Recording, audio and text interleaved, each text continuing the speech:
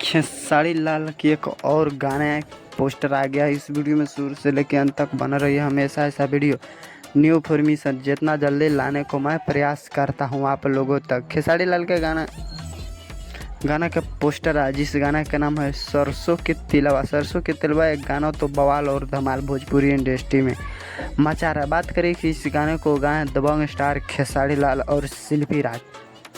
अगर गाना की बात करें तो इस गाने को लिखे हैं कृष्णा बेदर्दी और संगीत दिए हैं कृष्ण बेदर्दी। अगर गाना धमाल और बवाल भोजपुरी इंडस्ट्री में मचा रहा है, मचावे करेगा। ये फरिश्ता फिल्म में के गाना है।